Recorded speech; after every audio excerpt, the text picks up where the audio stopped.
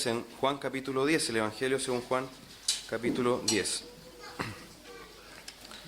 Este mensaje lleva por título Jesús, el buen pastor.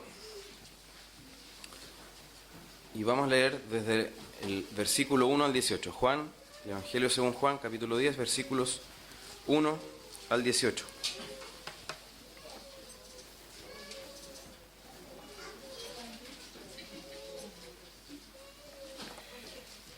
Dice la palabra del Señor: de cierto os digo, el que no entra por la puerta en el redil de las ovejas, sino que sube por otra parte, ese es ladrón y salteador. Mas el que entra por la puerta, el pastor de las ovejas es. A éste abre el portero, y las ovejas oyen su voz, y a sus ovejas llama por nombre y las saca. Y cuando ha sacado fuera todas las propias, va delante de ellas, y las ovejas le siguen, porque conocen su voz. Mas al extraño no seguirán, sino huirán de él, porque no conocen la voz de los extraños. Esta alegoría les dijo Jesús, pero ellos no entendieron qué era lo que les decía. Volvió pues Jesús a decirles: de cierto os digo, yo soy la puerta de las ovejas. Todos los que antes de mí vinieron, ladrones son y salteadores, pero no los oyeron las ovejas. Yo soy la puerta, el que por mí entrare será salvo, y entrará y saldrá y hallará pastos. El ladrón no viene sino para hurtar y matar y destruir. Yo he venido para que tengan vida y para que la tengan en abundancia. Yo soy el buen pastor. El buen pastor su vida da por las ovejas.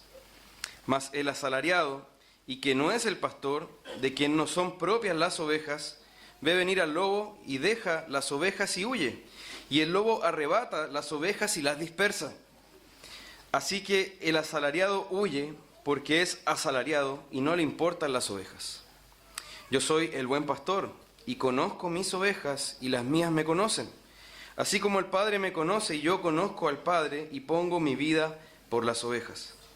También tengo otras ovejas que no son de este redil, aquellas también debo traer y oirán mi voz. Y habrá un rebaño y un pastor. Por eso me ama el Padre, porque yo pongo mi vida para volverla a tomar. Nadie me la quita, sino que yo de mí mismo la pongo. Tengo poder para ponerla y tengo poder para volverla a tomar. Este mandamiento recibí de mi Padre. Amén. Bueno, está claro el contexto que están viviendo como iglesia, ¿cierto? Es un momento hermoso. Un momento que requiere mucha oración y reflexión en la palabra, y creo que es necesario en un tiempo como este meditar en aquel que es llamado en la Escritura el príncipe de los pastores. Y si nosotros entendemos el ministerio de ese príncipe de los pastores, vamos también a entender qué es un pastor fiel a la Escritura y qué no lo es. Y nosotros tenemos que entender este pasaje, como todo pasaje de la Escritura, en su contexto, ¿cierto? ¿Y cuál es el contexto inmediato de este pasaje? En el capítulo 9, el capítulo anterior a este del Evangelio de Juan, Cristo sanó a un hombre que había sido ciego desde su nacimiento y había demostrado de manera concreta, visible, lo que él ya había estado enseñando sobre sí mismo. Él había estado afirmando que él es la luz del mundo, y él lo manifestó abriendo entonces los ojos de este hombre, y con eso nos mostraba que él venía a alumbrar a un mundo que estaba en tinieblas. Pero a pesar de esta impresionante sanidad, a todas luces muy impresionante, ¿en qué se centraron los líderes religiosos? Ellos repararon en el hecho de que esta sanidad se produjo en un día de reposo y cuestionaban a Jesús por haber obrado de esta manera en ese día. Con lo que Jesús no estaba violando la ley, sino que estaba contraviniendo, según ellos, una tradición humana, la tradición de los ancianos. Entonces, debido a esto, ellos acosaron y oprimieron a este ciego en un juicio, una especie de juicio rápido que le hicieron allí, donde incluso llamaron a su familia. Y también se opusieron a Jesús. Y nos dice la Escritura en el capítulo 9 que habían resuelto expulsar de la sinagoga a todo aquel que creyera en Jesús. Entonces ya estaban amenazando directamente, estaban tomando medidas represivas contra aquellos que manifestaran fe en el Señor. Entonces los líderes religiosos ahora serán presentados como los falsos pastores, que han expulsado a una oveja que supo reconocer y seguir la voz del buen pastor. Jesús, como buen pastor, buscó y encontró a esta oveja que fue expulsada y que fue dañada. Y por tanto nosotros debemos entender esto que está diciendo aquí Jesús en ese contexto general de la situación que estaba ocurriendo aquí. Y en las palabras del mismo Jesús, o en las palabras como lo describe el mismo Evangelio, esto es una alegoría. ¿Cierto? ¿Qué significa eso? Es una figura del lenguaje en donde se explica una situación mediante símbolos o imágenes. Y ahí debemos tener cuidado, porque muchas veces cuando se trata de una alegoría, se sobreinterpreta, se buscan los detalles, los significados en detalles donde la alegoría no se está centrando. Entonces, ¿qué debemos hacer? Atender, a la idea principal que se está queriendo exponer. Y él recurre a esta alegoría para explicar una realidad espiritual, una realidad más profunda. Y el concepto que ocupa en esta alegoría es el de un pastor oriental, típico de la zona, que por la mañana entra en el redil donde duermen sus ovejas. El portero le abre, entonces el pastor saca a sus propias ovejas, llamándolas por el nombre que les ha dado, y luego vemos al pastor que guía a las ovejas hacia los pastos y las dirige con su voz, y las cuida. Y por la noche él regresa al redil y cuida a las ovejas de los lobos. Y está dispuesto, como dice acá Jesús, a arriesgar su propia vida en este cuidado de sus ovejas. Pero es bueno que comencemos, a fin de comprender mejor el significado de las palabras de Jesús, comencemos por aquellos que él llama ladrones, extraños y asalariados. Y eso nos va a dar también una pauta de lo que sí es un pastor de acuerdo a la Escritura. Y este no es un asunto nuevo en la Escritura. De hecho, les pido que tengan ahí marcado en su Biblia, que tengan accesible, el capítulo de Ezequiel 34, que es un pasaje clave para entender lo que está diciendo Jesús acá. Ezequiel capítulo 34.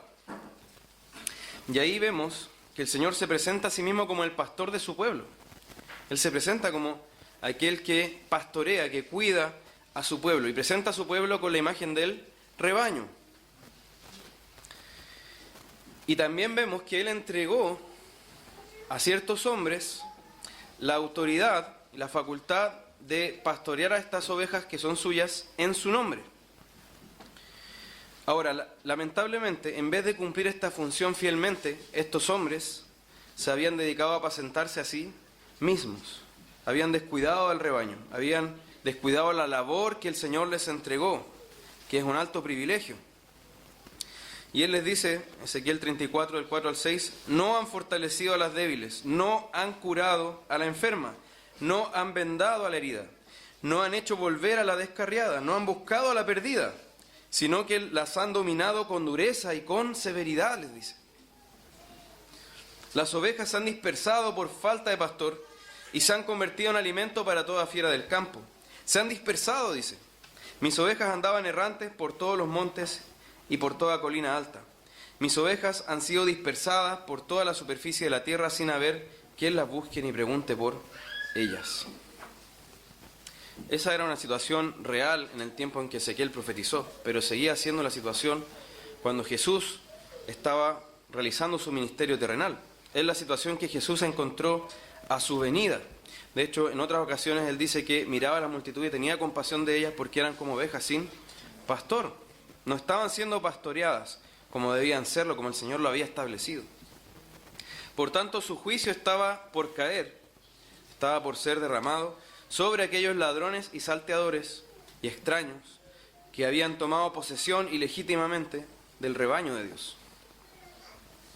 Y por supuesto, al hablar de estas cosas, el Señor tenía en mente a quienes tenía en frente, a esos líderes religiosos que estaban realizando este matonaje espiritual, que se opone, que contrasta con este corazón tierno de pastor que el Señor describe en Ezequiel 34 y también como el mismo Señor Jesús está hablando en Juan capítulo 10. Ahora, esto nos lleva a apreciar algo que es terrible si uno se pone a pensar en esto. La ordenación de una persona para un ministerio espiritual muchas veces no nos dice la realidad sobre el estado de su alma, sobre la condición de esa persona delante de Dios. estos líderes estaban más interesados en esquilar a las ovejas, en aprovecharse de ellas, en sacar un provecho ilegítimo de ellas, que en pastorearlas en nombre de Dios, que era aquello para lo que habían sido llamados. Y Jesús usa la frase ladrones y salteadores para enfatizar una idea, y esa era la de la tiranía, el egoísmo que tenían estos hombres, al robarse las ovejas que son de Cristo y reclamarlas para ellos, y reclamarlas para que siguieran su voz, no la voz del buen pastor. Ellos estaban tomando las ovejas para su propia gloria, para construir su propio reino. Habla de ellos como extraños también, para enfatizar la idea de que ellos no conocen a las ovejas, en contraste con Jesús, que sí las conoce. Ellos no conocen ni al Señor, que es el buen pastor, ni a las ovejas, que son su rebaño. También habla de ellos como asalariados, y con eso está diciendo que a ellos no les importan las ovejas. Eso lo dice literalmente en el versículo 13. No les importan las ovejas. Ellos solamente están sobre ellas para sacar un provecho ilegítimo de ellas. No están personalmente comprometidos con las ovejas. No arriesgarían su pellejo por las ovejas. Ante el peligro, ellos solo huyen y dejan a las ovejas desamparadas ante los depredadores, ante los peligros.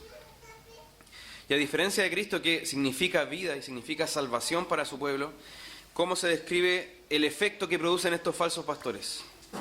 ¿Cómo se produce el obrar, cómo se describe, el obrar de ellos? Se describe como que producen o que hacen, ¿cierto?, el hurtar, matar y destruir. Son efectos y a la vez acciones que ellos producen. No buscan el bien de las ovejas. Ellos buscan sacar provecho ilegítimo. Si nosotros atendemos a las palabras hurtar, matar, destruir, ¿son algo bueno estas palabras?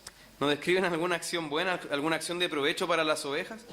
Realmente vemos que se describen aquí acciones, 3 verbos, hurtar, matar y destruir, que producen un daño tremendo, a veces permanente, a veces irreversible en las ovejas. Y eso contrasta con el tierno cuidado del buen pastor. Ahora, no solo en Ezequiel 34 se reprende a estos falsos pastores del pueblo. En muchos pasajes del Antiguo Testamento se habla de estos falsos pastores y el Señor anuncia juicio sobre ellos. Por ejemplo, en Isaías 56, versículos 10 al 11, dice: los centinelas de Israel son ciegos, ninguno sabe nada, dice, todos son perros mudos que no pueden ladrar, soñadores acostados, amigos de dormir. Aquí enfatiza su pereza también y su cobardía. Y los perros son voraces, no se sacian. Ellos son pastores que no saben entender, dice. Todos se han apartado por su propio camino, cada cual hasta el último busca su propia ganancia. Nuevamente, ¿cómo se estaba ocupando a las ovejas? Para sacar provecho ilegítimo de ellas. Jeremías 23, 1 al 2 dice: ¡ay de los pastores que destruyen y dispersan las ovejas de mis prados!, declara el Señor. Por tanto, así dice el Señor Dios de Israel acerca de los pastores que apacientan a mi pueblo: ustedes han dispersado mis ovejas y las han ahuyentado, y no se han ocupado de ellas. Por eso yo me encargaré de ustedes por la maldad de sus obras, declara el Señor. Es decir, tan alto como era su privilegio, era también su responsabilidad. Y el Señor los iba a llamar a cuenta por esa responsabilidad. Y lo iba a juzgar también por haberla desempeñado de mala manera. Esto se decía de los líderes del pueblo de Israel, que en ese entonces tenían esa responsabilidad, pero se aplica a todo aquel que tenga bajo su cuidado el pueblo de Dios, a quien le haya sido encomendada esta labor. Y si nosotros vemos en el Nuevo Testamento, aparecen algunos de estos extraños, de estos asalariados. Por ejemplo, tenemos a los judaizantes que estaban arrastrando gente tras sí y los querían hacer esclavos de aquello que el Señor ya los había liberado. Tenemos a Diótrefes, que quería ser primero en todo. Y con eso demostraba que él no reconocía al buen pastor sobre él mismo, sino que él quería ser el pastor supremo sobre las ovejas. Y así tenemos otros también, por ejemplo, a quienes Pablo mencionaba como superapóstoles, aquellos que estaban con su carisma cautivando a las ovejas. Entonces encontramos varios ejemplos, y todos ellos reflejan este mismo espíritu de los ladrones extraños, asalariados. Y hoy también, hoy mismo, está lleno, lamentablemente, de pastores autoritarios, que gobiernan por la fuerza, que gobiernan bajo amenazas, chantajes, humillaciones, legalismo. Y muchos de ellos también agregan el esquilar económicamente a sus ovejas y condicionar incluso con eso su relación con Dios. Y lo que vemos en todo esto es que aquel que no pastoree de acuerdo con la voluntad de Dios en Cristo, lo único que logrará será hurtar, matar y destruir. Más allá de las intenciones que él profese. Porque probablemente si uno le pregunta a estas personas cuál es su intención, nunca van a declarar que esa es su intención. Pero esa es la acción que efectivamente van a realizar si ellos no están en Cristo. Ellos van a hurtar, matar y destruir y van a dañar gravemente a quienes están bajo su cuidado, digo, como nosotros podemos ver en muchos casos. Yo creo que todos nosotros podemos apreciar casos como estos. Pero contrasta con esto entonces las palabras de nuestro Salvador. Él se anuncia primero como la puerta. Dice que es la puerta de las ovejas, la puerta del redil. Con lo cual nos está hablando de la salvación y también de cómo el Señor dirige y alimenta a aquellos que ya son salvos. Enfatiza entonces la idea también de que Él es el único camino, como lo dice muchas veces en este Evangelio de Juan, que solo a través de Él podemos ir al Padre. Y debemos entender esta figura de la puerta más concretamente en dos sentidos. Primero, solo a través de Cristo podemos entrar al redil como ovejas y ser contados como su pueblo. Solo lo hacemos eso entonces a través de Cristo. Y por otra parte, todo aquel que haya recibido de parte de Dios la responsabilidad de guiar a su pueblo, debe hacerlo por medio de Jesucristo.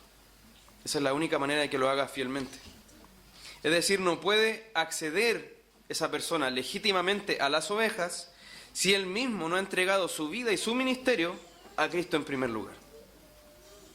Y tiene que pasar entonces antes por esa misma puerta, que es Jesús. Entonces, quienes no entren por esta puerta, pero quieran acceder a las ovejas, ¿qué son? Son los ladrones, salteadores, extraños, asalariados. En otras palabras, si podemos resumir esto, quien quiera ser un pastor en nombre de Cristo debe ser primero una de sus ovejas. No se puede ser pastor sin antes ser oveja de Cristo.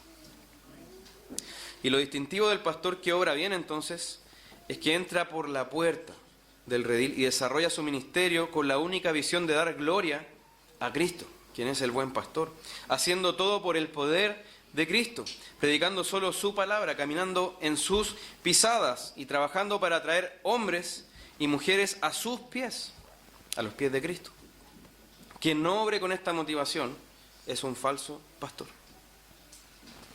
Debemos enfatizarlo de esta manera. Entonces, para las ovejas, la única forma exitosa de cruzar por esta puerta es a través de la fe. Es por la fe que cruzamos esta puerta. Y con la fe nos referimos a una confianza plena en Cristo y solo en Cristo para tener vida y salvación. Y por la fe en Él es que recibimos una nueva identidad también. Es increíble eso, cómo el Señor nos hace nuevas criaturas, nos da una nueva identidad. Habiendo antes sido cabritos salvajes, que estábamos fuera de su redil, ahora somos parte de su pueblo. Él nos llama ovejas de su prado. Es maravilloso que nos llame así. Y somos pastoreadas como ovejas de su prado por el príncipe de los pastores. Así se llama Él.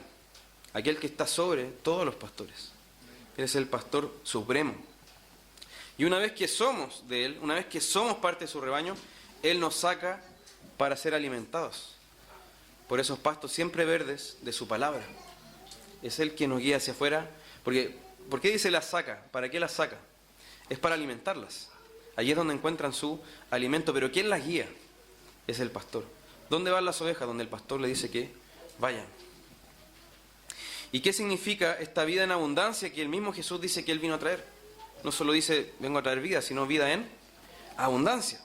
Le pone ahí califica eso que acaba de decir. Agrega algo que nos permite profundizar en su significado. Y esa vida en abundancia significa, en primer lugar, que hemos sido liberados y perdonados de nuestra culpa, de nuestra corrupción, del castigo del pecado. Recibimos el amor de Dios derramado en nuestros corazones por el Espíritu Santo que nos fue dado. Tenemos la paz de Dios que supera todo entendimiento. Recibimos a Cristo mismo morando en nosotros, como Él prometió en Juan capítulo 14, a través de ese Espíritu Santo que Él nos da. Recibimos gracia abundante cada día. ¿Qué sería de usted y de mi hermano si no tuviéramos gracia cada día? Y gracia abundante. No sobreviviríamos ni un instante, hermano. Tenemos perdón cuando nos dirigimos a Dios con un corazón contrito y humillado. Tenemos fortaleza para la lucha y ese enfrentamiento que tenemos contra la tentación. Tenemos dones para servir, tenemos una misión que el Señor nos da, un ministerio para cumplir. Tenemos todos los tesoros del conocimiento y la sabiduría que están en Cristo. Tenemos todo lo que pertenece a la vida y a la piedad. ¿Ha reflexionado en eso? Todo lo que pertenece a la vida y a la piedad nos ha sido dado, dice. Ya nos fue dado por este buen pastor. Y todo es por medio de Él, y solo por medio de Él, solo por pasar por esta puerta que es Jesucristo. Y tenemos ese cuidado diario, cotidiano, a cada momento de ese buen pastor. ¿Qué más podríamos pedir? ¿Cómo podríamos describir de otra manera esta vida en abundancia? Asegurémonos entonces de haber entrado por Cristo, la puerta, de haber entrado por Él a este redil, y no quedarnos simplemente mirando la puerta, porque puede suceder eso, que usted diga, sí, allá está el redil, sé que debo entrar, sé cuál es la puerta, pero todavía está ahí mirando, no ha pasado por la puerta. Cuidado con eso. Es una puerta abierta aún para el más corrupto de los pecadores, y todos podemos decir que lo éramos, ¿cierto? En el Señor somos restaurados de ese pecado. Entonces es una puerta abierta que no está cerrada para nadie. Él dice, el que por mí entrare será salvo. Promete eso. El que por mí entrare será salvo. Y entramos por medio de la fe. Y si creemos en esta promesa, entonces vamos a encontrar el único sustento que puede saciar nuestra alma. No hay otro sustento, no hay otros pastos, no hay otro guía que nos pueda cuidar como el buen pastor. Consideremos entonces que esa puerta un día será cerrada, para siempre, que ya no habrá posibilidad de entrar. Como habla el libro de Hebreos, dice que no haya ningún profano entre nosotros, como lo fue Saúl, que él después con lágrimas, con gritos, procuraba aquello que perdió. Y ya era muy tarde, que no pasa así con nosotros.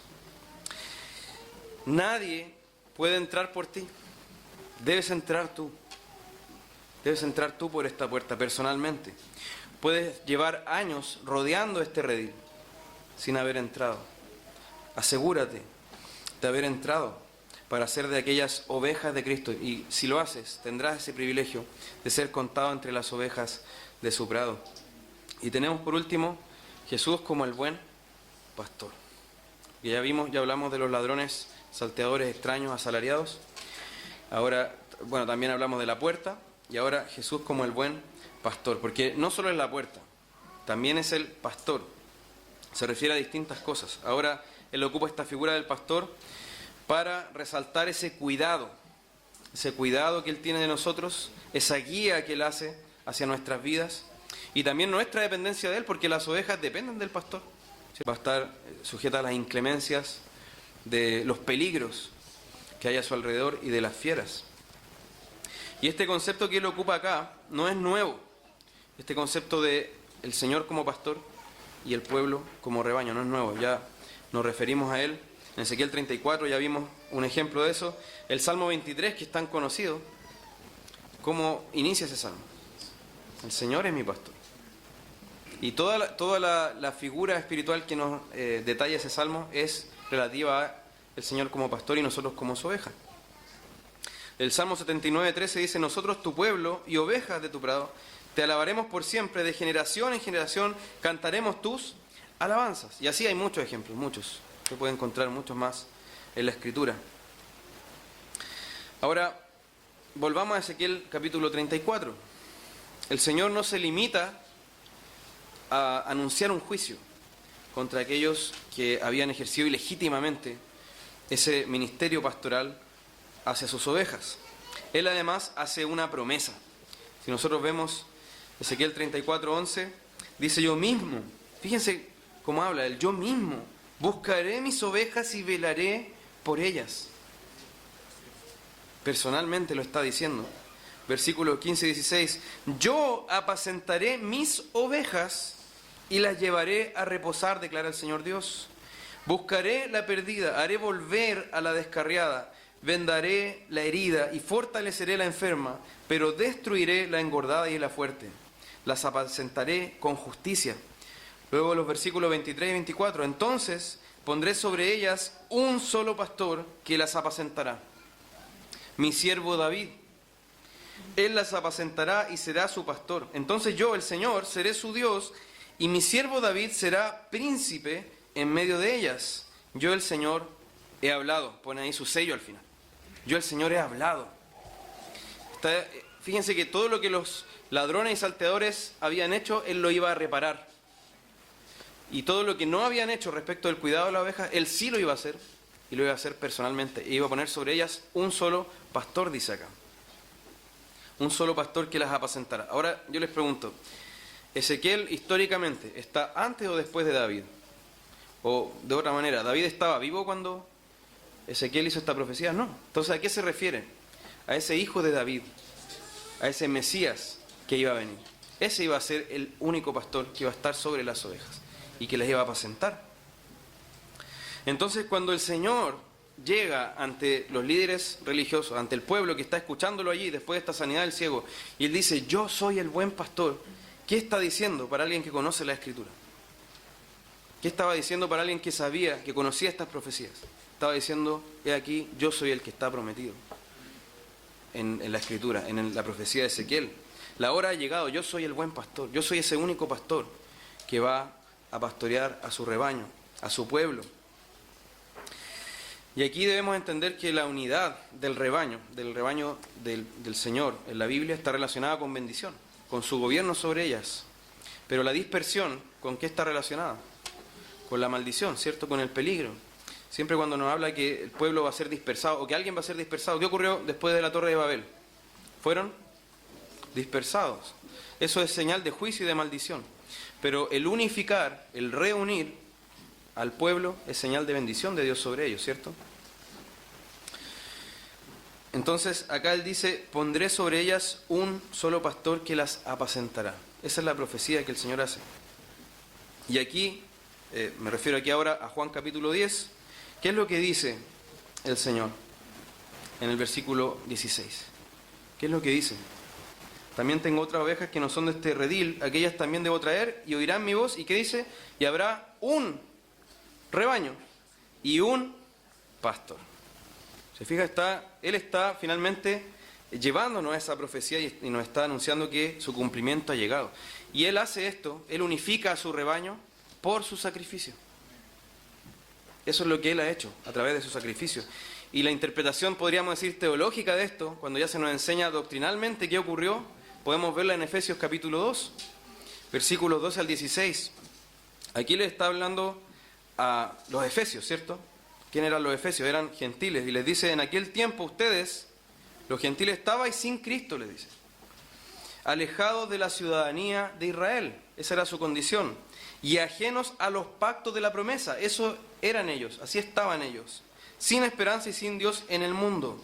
Pero ahora, dice, pero ahora en Cristo Jesús, vosotros que en otro tiempo estabais lejos, habéis sido hechos cercanos. ¿Por qué? Por la sangre de Cristo. Porque Él es nuestra paz, dice que de ambos pueblos hizo uno, derribando la pared intermedia de separación, aboliendo en su sangre las enemistades, la ley de los mandamientos expresados en ordenanzas, para crear en sí mismo de los dos un solo y nuevo hombre o nueva humanidad, haciendo la paz, y mediante la cruz reconciliar con Dios a ambos en un solo cuerpo, matando en ella las enemistades. Entonces el Señor derriba esta pared intermedia, derriba esta separación y ahora unifica su rebaño. Esas ovejas que no eran de este redil, las trae. ¿Y cómo las atrae? Por medio de su mismo sacrificio es que las unió, por su sangre es que las unió. Y por eso dice también en este mismo evangelio que cuando Él fuera levantado, a todos iba a traer a sí mismo. Entonces vemos que Cristo es el buen pastor, este hijo de David, este príncipe en medio de las ovejas, que iba a gobernar sobre ellas y las unió por su propia sangre. Pero vemos que Él no obró solo en favor de un rebaño en general, así como una masa de gente, sino que Él también tomó el lugar de cada una de sus ovejas en particular. Y eso es muy importante. Porque Él no solo se preocupó como de la estructura del redil, ¿cierto? El corral, no, es el rebaño con cada una de sus ovejas. Y de hecho vemos que Él dice con palabras muy específicas, de todos los que me diste no perdí ninguno. Así habla, es decir, está al detalle el asunto. Y Él sufrió por ellos la muerte y la destrucción, para que las ovejas pudieran tener vida y bendición. Y esto es precisamente lo que califica a Jesús como el buen pastor.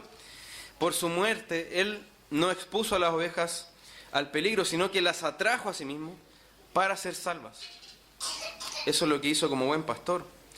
No muere simplemente para servir de ejemplo, así como yo les dedico mi muerte, o sigan el ejemplo de mío como mártir, sino que Él muere porque era la única forma de que esas ovejas pudiéramos ser salvadas. Era la única forma que pudiéramos ser reunidas, no había otra. Esta era la forma. Y nos muestra entonces esto el corazón tierno de Jesús. Fíjense cómo nos habla Isaías 40:11, también hablando de este pastor, este príncipe de los pastores. Como pastor dice, apacentará a su rebaño, en su brazo recogerá los corderos, en su seno los llevará, guiará con cuidado a las recién paridas. Una imagen de una ternura tremenda, hermanos. Cómo el Señor describe su propia relación con nosotros como su pueblo. Y también debemos ver la profundidad de esa relación, porque Él dice en el versículo 14, Juan 10:14, yo soy el buen pastor y conozco mis ovejas. Eso en la terminología bíblica, ese conocer no es simplemente, sé que existe, sino que implica una relación profunda e íntima. Y las mías me conocen, dice, así como, fíjense en esa comparación, así como el Padre me conoce, yo conozco al Padre. Entonces está comparando esa relación que tiene con las ovejas con la relación que Él tiene con el Padre. Fijémonos la profundidad de esa relación. Es tremendo. Y esto es así porque Él efectivamente conoce a sus ovejas. No solo ve que están ahí, no solo sabe que Él tiene un rebaño, una masa de ovejas sin rostro. Él conoce a cada oveja y tiene una comunión personal con cada una de ellas en particular. Él sabe quiénes son. No solo las guía porque tiene que hacerlo, sino que porque está involucrado personalmente con ellas. Él ha dado su vida para comprar a sus ovejas. Por precio fuisteis comprados, dice la Escritura. ¿Y con qué precio? Con el precio de su propia sangre derramada. Él nos redimió. Entonces las ovejas, ¿cómo responden a esto? También lo conocen. También nosotros debemos tener una relación personal, profunda, íntima con el Señor. Y nadie la puede tener por nosotros. Y le seguimos.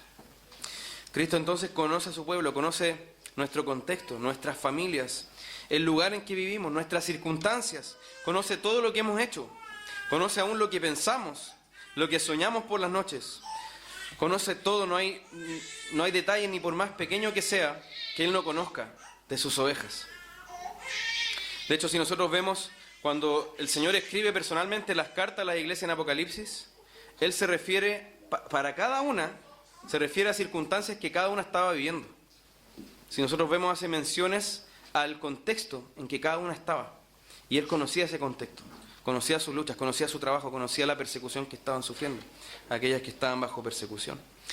Y lo más impresionante, al menos para mí, es que conociéndonos así, el Señor no nos rechaza, no nos expulsa de su redil, sino que nos cuida, nos guía, nos mantiene dentro de su rebaño. Y Él escogió, hermanos, Él escogió amarnos. Él quiso amarnos. Él quiso ser nuestro pastor y se entregó a sí mismo para hacerlo. Él nos amó primero. Él no nos desecha, no nos echa a un lado, no nos arroja del redil, sino que nos ama, nos conoce, se relaciona con nosotros, nos cuida, nos sustenta, nos guarda del mal, nos lleva a pastos delicados, dice la Escritura, conforta nuestra alma, nos libra del mal, nos llena de bienes cada día.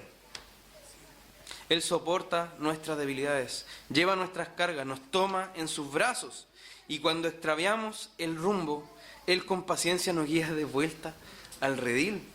Él es paciente para con nosotros. No nos desecha cuando quedamos cojos, sino que Él nos venda, nos cura, nos restaura. Ese es nuestro buen pastor. Ahora nosotros vemos que Él solo tiene esta relación de pastoreo hacia su iglesia, hacia aquellos que profesan fe en su nombre. Con ellos tiene esta comunión especial, con aquellos que oyen y conocen su voz. Por eso también le dice a los líderes religiosos: ¿por qué no oís mi voz? ¿Por qué no entendéis mi palabra? Porque no sois de mis ovejas.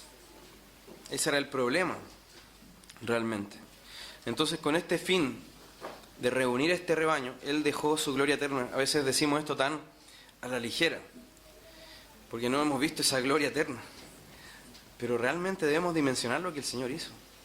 Dejó esa gloria eterna temporalmente, aquella gloria que tenía con el Padre antes que el mundo fuese, para venir y morir, hermanos.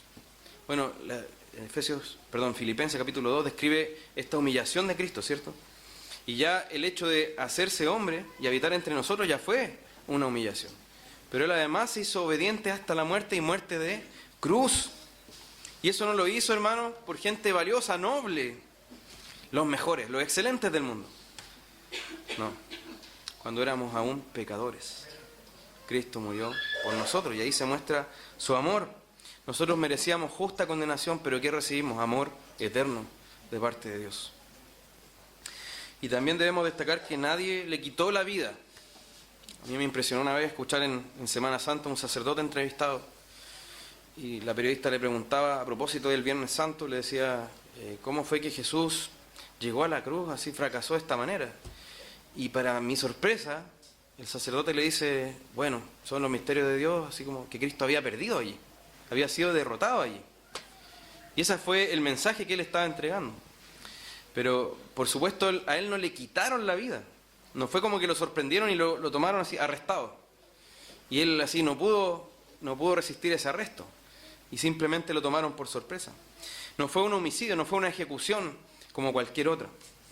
No fue tampoco un suicidio, como el que vemos en el rey Saúl, cuando él se vio sobrepasado y dice, entonces, me van a matar mis enemigos. Bueno, me entrego a la muerte, digo. Tampoco fue simplemente un mártir. Alguien podría decir, qué bonita cómo él se entregó, pero lo ven simplemente como un mártir, alguien que tiene que ver solo consigo mismo, una muerte que termina allí, ¿cierto? O una muerte por una buena causa. Hay muchas muertes que se han producido por una buena causa, pero este no es el caso. No es solo eso. Él entregó su vida con poder. Es una muerte única. No hay otra muerte como la de Cristo. Porque Él era el autor de la vida. Así lo describe el apóstol Pedro cuando exhorta a los judíos. Entonces su muerte fue con poder. Y es la única muerte que puede dar vida. No hay otra muerte como esa. Entonces, Él murió como nadie podía hacerlo. Y entregó su vida con poder, pero también la vuelve a tomar con poder. Y nosotros vemos que la muerte entonces no podía retenerlo. No podía vencer sobre él. El sepulcro no podía encerrarlo. Y eso es lo que nos dice también a nosotros como iglesia. Porque yo vivo, vosotros también viviréis. ¿Y cómo describe la iglesia? Dice que las puertas del Hades no prevalecerán contra ella. El sepulcro no va a poder permanecer cerrado ante los hijos de Dios. No va a poder tragarlos para siempre, sino que va a ser rotos esos cerrojos del sepulcro cuando Cristo nos llame a su gloria eterna. Entonces, ya habiendo visto este ministerio de Cristo como buen pastor, nosotros vemos que Él sigue siendo su voluntad, que haya hombres también que pastoreen en su nombre. Nos dice Efesios capítulo 4 que Él constituyó a unos apóstoles, a otros profetas, a otros evangelistas, a otros pastores. Es decir, sigue siendo su voluntad que sobre su pueblo haya algunos de ese mismo pueblo que pastoreen en su nombre. Y aquí debemos aclarar que los pastores, por supuesto, no son un tipo distinto de cristiano, como a veces se suele pensar. Él es más consagrado, tiene que ser más consagrado que yo, ¿cierto? Él está obligado a ir más allá, a conocer más al Señor que yo. No es un tipo distinto de cristiano. Es un cristiano con un llamado especial, que es distinto decirlo de esa manera, que es pastorear entonces a su pueblo en nombre de Dios, en representación de Dios, y por supuesto sometidos a su palabra. Y si nosotros vemos las calificaciones que se dan para reconocer a estos hombres, en 1 Timoteo capítulo 3, en Tito capítulo 1, ¿qué vemos allí en esas calificaciones. No es otra cosa que el carácter del buen pastor reflejado en la vida de aquellos que están llamados a ser pastores sobre su pueblo. ¿Y cómo es que deben pastorear estos hombres? En nombre de Dios, en nombre de Cristo, siguiendo el patrón del buen pastor. ¿Qué es lo primero que vemos en ese buen pastor? Dando su vida por sus hermanos. Ese es un llamado general a los cristianos, ¿cierto? No hay mayor amor que este, aquel que da su vida por sus amigos. Y en general nuestra disposición debe ser sacrificial en servicio hacia nuestros hermanos. Y el pastor por excelencia va a tener que reflejar entonces ese amor sacrificial que vemos en el buen pastor. Ese amor abnegado y que se preocupa además de conocer y tener una relación personal con los hermanos que están a su cargo. Que en todo momento busca su bien, aun cuando ellos le devuelvan mal, ¿cierto? Como citaba el pastor Arturo en la mañana, aunque amando más sea amado, menos. No depende del amor que me dé la congregación. Yo debo imitar ese amor incondicional de Cristo, restaurando las caídas, siendo paciente con las débiles, alentando a las que están desanimadas y volviendo al camino a las que están descarriadas. Y preocupándonos, como también le exhorta el apóstol Pablo a Timoteo, de ser ejemplo de ellas. Ser ejemplo de ellas en todo. También, como dice el apóstol Pedro, siendo ejemplos de la grey. Entonces, el pastor, de acuerdo a la Escritura, el pastor humano, acá me estoy refiriendo, que refleja a ese buen pastor, que es Jesucristo, no va a trabajar en la obra, entonces, por obligación simplemente, o como si fuera una carga insoportable, sino porque él ama a las ovejas, ama al Señor primeramente, y además entiende el alto privilegio al cual ha sido llamado. También debe pastorear no ejerciendo dominio sobre las ovejas. ¿Qué significaría ejercer dominio sobre las ovejas? Que él está diciendo: las ovejas son mías. Entonces no es así como estamos llamados a pastorear. El apóstol Pedro habla de esto en 1 de Pedro 5, capítulo 5. Entonces, al no ejercer dominio, ¿qué es lo contrario de ese dominio, de esa opresión que se ejerce? Es la confianza en que hay un buen pastor sobre nosotros que está liderando y guiando a sus ovejas. También el pastor bíblico no va a levantar su propia voz para que las ovejas lo oigan a él personalmente, sino que él va a procurar que las ovejas oigan al buen pastor. Va a procurar que esa voz del buen pastor que está en su palabra resuene fuerte hacia el rebaño, que es el pueblo de Dios. ¿Y qué va a hacer para eso entonces? Con diligencia va a procurar alimentarlas con esa leche espiritual no adulterada, que es la palabra de Dios. Y aunque como obrero es digno de su salario, él no va a procurar enriquecerse ilegítimamente tampoco a costa de sus ovejas, ¿cierto? Y el pastor que persevere en esta disposición que hemos descrito puede confiar en lo que se promete en 1 de Pedro 5:4, después justamente de señalar cómo debe pastorear aquel anciano que ha sido puesto sobre el rebaño de Dios. Puede confiar en esta promesa: cuando aparezca el príncipe de los pastores, es decir, aquel que está sobre ustedes como pastores, vosotros recibiréis la corona incorruptible de gloria. Y eso, vaya que es un consuelo tremendo, pensar en eso. Realmente un estímulo para orar fielmente, sometido a ese Señor. Pero quien persevere en lo opuesto a esto, se ha envanecido y con eso demuestra que está descalificado para ser un pastor sobre el rebaño de Dios. Y en cuanto a la iglesia, el pastor Arturo habló con bastante profundidad sobre esto en la mañana.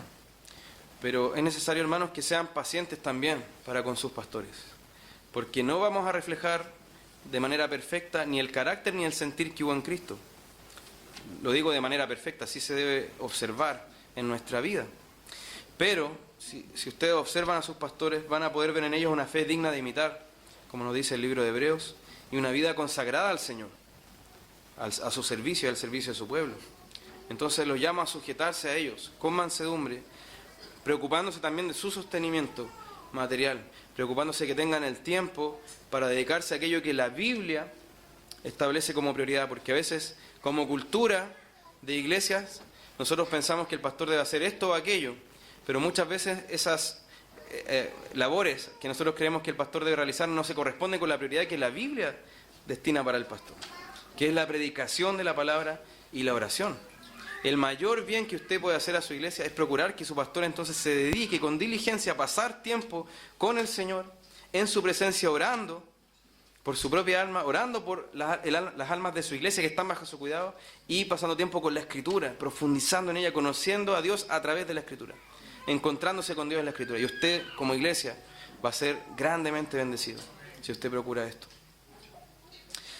Y además quería hacer también un llamado, una aplicación de esto. Hermanos, no esperen de sus pastores humanos algo que solo pueden encontrar en el buen pastor. Eso es muy importante. Porque tu pastor está llamado a enseñarte la palabra, a aconsejarte con ella, pero no es el llamado a solucionar él tus problemas. No es el llamado a tomar él las decisiones que tú debes tomar. Además, aunque te visite todos los días, aunque te llame todos los días, no es él el que te libra del pecado. No es él el que va a ser tu fortaleza contra la tentación. No es él quien puede reemplazar tu lectura personal de la Escritura, ni tu relación personal con Dios en oración. Él no va a poder hacer eso, aunque sea un pastor extremadamente diligente. No va a poder suplir eso. Él no va a poder consagrarse en tu lugar.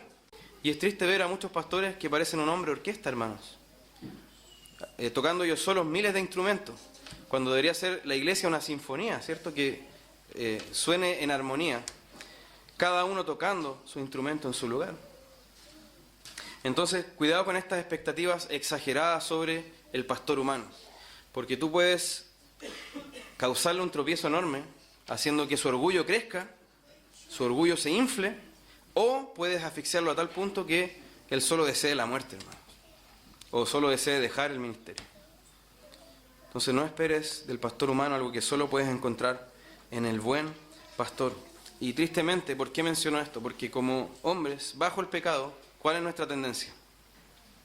A buscar el pastoreo que solo nos puede dar Cristo en otro lado. A buscar ese ministerio en otro lado. A buscar nuestros propios pastores, nuestros propios salvadores, nuestros propios maestros. Y esto no lo limitemos al aspecto de la iglesia. Así es el hombre en general. Así es como surge, por ejemplo, un Hitler, un Stalin, un Mao. ¿Qué estaba buscando toda esa gente, esas multitudes? Estaban buscando ese pastor que los guiara a una vida mejor. Y como hombres bajo el pecado tendemos a eso. Y aquellos que nos han prometido llevarnos a ese mundo mejor sin Cristo, ¿qué han creado? En vez de llevarnos al paraíso, han creado un infierno en la tierra. Y así ocurre también en las iglesias donde están gobernando ladrones, salteadores y extraños. Son verdaderos infiernos esas iglesias, realmente, se transforman en eso. Entonces, eso de buscar nuestros pastores en otro lado, ¿qué está reflejando? En último término, nuestro deseo de ser nuestros propios pastores. Yo veo quién me pastorea. Es el error de Adán y Eva.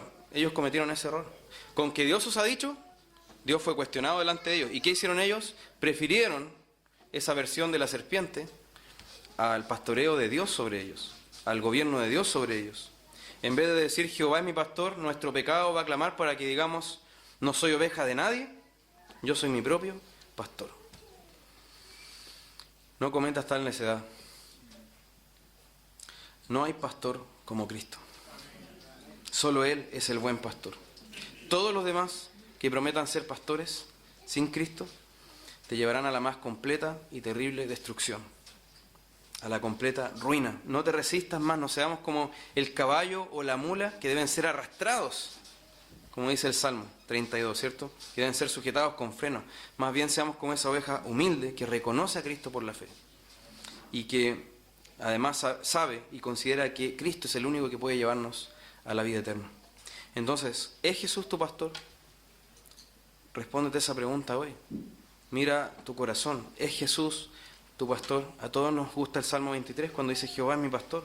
Nos encanta eso, pero ¿eso refleja la realidad de tu vida? ¿Realmente tú lo reconoces a Él y oyes solo su voz y lo sigues a Él y vas donde Él te dice y comes lo que Él te da como alimento? ¿O estás buscando tus propios pastos, tu propio camino? Estás buscando el pastoreo en otro lado. Entonces entra por Cristo a este redil. Entra por Él como puerta. Y entrégate a este cuidado del buen pastor. Ese pastor que es el príncipe de los pastores. El hijo de David que gobernará sobre su pueblo. Amén. Oremos.